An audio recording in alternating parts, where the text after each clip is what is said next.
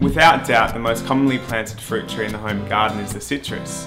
And for a plant that's so particular with its requirements, it's probably worthwhile going through how to plant a citrus in a pot.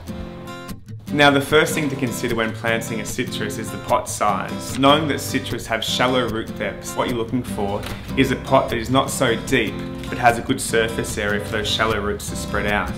Try and find a pot that is at least 50 centimetres in depth and the same in its diameter.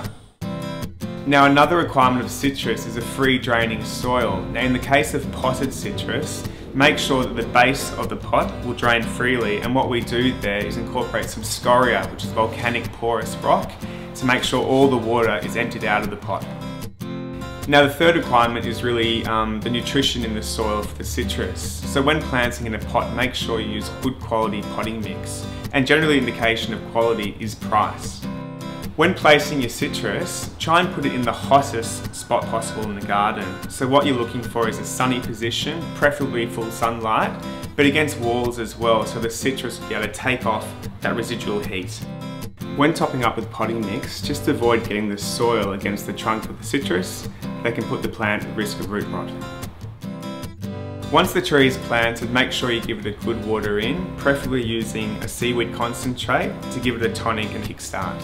Try and water it every couple of days while it's establishing, and later on cut back to 1 or 2 good waters a week.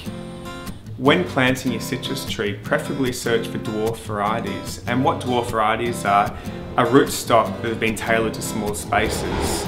If on one hand you can't find dwarf varieties, you can use a pot of smaller size to essentially dwarf the root structure.